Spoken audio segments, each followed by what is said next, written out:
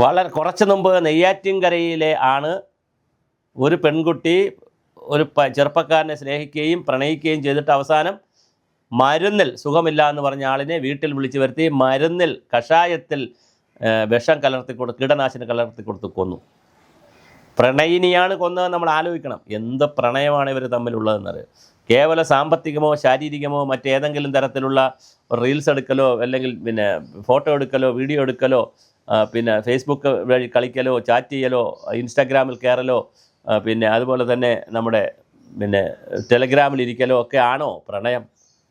പ്രണയം എന്ന് പറഞ്ഞാൽ വളരെ ഉദാത്തമായ കാര്യമാണ്. പക്ഷേ എന്ത് ചെയ്യാം, കഴിഞ്ഞ വർഷം അങ്ങനെ പാറശാലയ്ക്ക് നെയ്യാറ്റിൻകരയ്ക്കടുത്ത് പാറശാലയിൽ ഒരു മരണം നടന്നു. ഇന്നലെ കേൾക്കുന്നത് കോതമംഗലത്തൊരു പെൺകുട്ടി 30 വയസ്സുള്ള ഒരു പെൺകുട്ടി 38 വയസ്സുള്ള ഒരു ചെറുപ്പക്കാരനെ ഇതുപോലെ അതേ ശീതളപാനീയം ആലോചിച്ച് നോക്കൂ. തൻ്റെ പ്രണയിനി താൻ പ്രണയിക്കുന്ന ആൾ ഒരു സോഫ്റ്റ് ഡ്രിങ്കിൽ ശീതളപാനീയം തരുമ്പോൾ എത്ര മനോഹരമായി സ്നേഹത്തോടു കൂടിയായിരിക്കും, പ്രണയത്തിൻ്റെ എല്ലാ ഭാവത്തോടു കൂടിയായിരിക്കും ആ ചെറുപ്പക്കാരൻ കുടിച്ചത്. 38 വയസ്സുള്ള ചെറുപ്പക്കാരൻ. പക്ഷേ പെട്ടെന്ന് ഛർദ്ദിൽ വരുന്നു, അസുഖം വരുന്നു, സ്വകാര്യ ഹോസ്പിറ്റലിൽ കൊണ്ടുപോകുന്നു, മരിച്ചു പോകുന്നു. കീടനാശിനിയാണ് ഈ ശീതളപാനീയത്തിൽ ചേർത്ത് കൊടുത്തിരിക്കുന്നത്. എന്തൊരു നാടാണിത്! ഇതിയുടെ പ്രണയത്തിൻ്റെ പകയാണ്. നിങ്ങൾ എന്തിനാണ് പ്രണയിക്കാൻ പോകുന്നത്? നിങ്ങൾക്ക് പ്രണയിച്ചാൽ ഉടൻ തന്നെ ശാരീരിക ബന്ധം വേണം, ഉടനെ തന്നെ ടൂർ പോകണം, പിന്നെ റീൽസ് എടുക്കണം, എല്ലാ ഒരു ബഹളമാണ്. എന്നാൽ അത് പ്രണയം കൊണ്ടു നടക്കാനുള്ള കഴിവുണ്ടോ? അതുമില്ല. എന്തെങ്കിലും ധാരണയുണ്ടോ? പരസ്പരമായ ഒരു ഒത്തുതീർപ്പുണ്ടോ?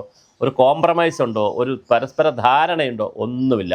അവസാനം കൊലപാതകങ്ങളിലേക്ക് പോകുന്നു. ഇപ്പോൾ ഈ 30 വയസ്സുള്ള കുട്ടി ബിരുദം കഴിഞ്ഞ കുട്ടിയാണെന്ന് പറയുന്നത്. എന്തെങ്കിലും ഒരു ചെറിയ ജോലിയെങ്കിലും എവിടെയെങ്കിലും പോയി ചെയ്ത് കല്യാണമൊക്കെ കഴിച്ച് സുഖമായി കഴിയുന്നതിന് പകരം ഇനിയിപ്പോൾ ജയിലിൽ അഴി എണ്ണണം. എന്തിനാണ് ഈ കുഞ്ഞൊക്കെ ഈ ഭൂമിയിൽ വരുന്നത്? 30 വയസ്സിനുള്ളിൽ ജയിലിലേക്ക് ഇനിയിപ്പോൾ 60-70 വയസ്സ് വരെ ജീവിച്ചിരിക്കുമെങ്കിൽ എത്ര വർഷം ഇനി ജയിലിൽ കിടക്കണം? എന്തൊക്കെയാണ് ഈ നാട്ടിൽ സംഭവിക്കുന്നത്? വളരെ ഗുരുതരമായ പ്രണയ പകകളാണ്. ഒരു വശത്ത് പ്രണയിച്ചിട്ട് മതം മാറ്റുവാനുള്ള പ്രവർത്തനം, ലവ് ജിഹാദ് പോലുള്ള കാര്യങ്ങൾ, മറ്റൊരു വശത്ത് ഇതുപോലത്തെ പ്രണയപ്പകകൾ. എന്താണ് ഈ പുതിയ ജനറേഷൻ, പുതിയ ചെറുപ്പക്കാരികൾക്കും സംഭവിക്കുന്നതെന്നുള്ളത് വലിയൊരു സാമൂഹ്യ വിഷയമേ വന്നിട്ടുണ്ട്. ഓരോ വർഷവും 100 കണക്കിന് പ്രണയപ്പകകളാണ് നടക്കുന്നത്.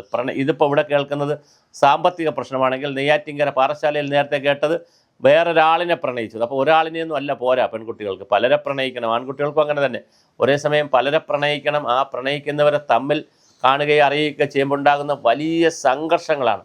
തീർച്ചയായിട്ടും എന്തായാലും ഇത് സംഭവിച്ചിരിക്കുന്നത് കോതമംഗലത്താണ്.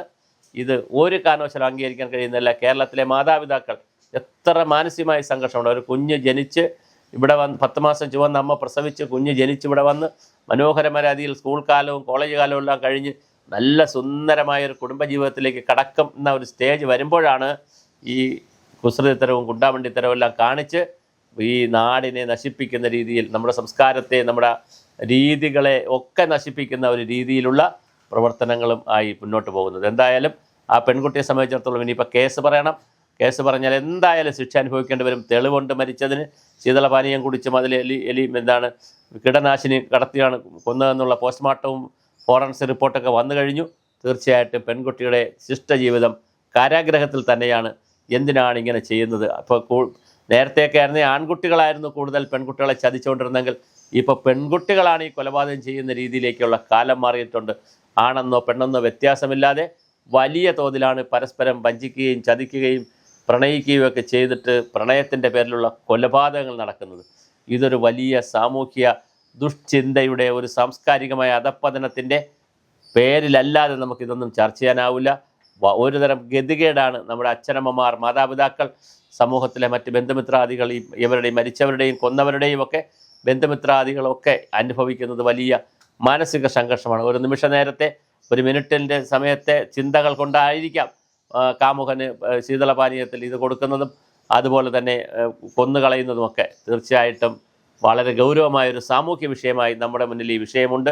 ഇത് ചർച്ച ചെയ്യണം. മലയാളി പ്രത്യേകിച്ച് യുവത്വം, ന്യൂജൻ കുട്ടികൾ ഇത് ചർച്ച ചെയ്യണം. അവർ തീർച്ചയായും ഇതുപോലത്തെ പാതകങ്ങളിൽ, കുഴപ്പങ്ങളിൽ ചെന്ന് പെടാതിരിക്കട്ടെ. ജീവിതം ഒന്നേ ഉള്ളൂ, അത് ആനന്ദിച്ച് സന്തോഷിച്ച് ജീവിച്ച് തീർക്കാനുള്ളതാണ്. ചെറിയ പ്രായത്തിൽ ജയിലിൽ പോകാനുള്ളതല്ല.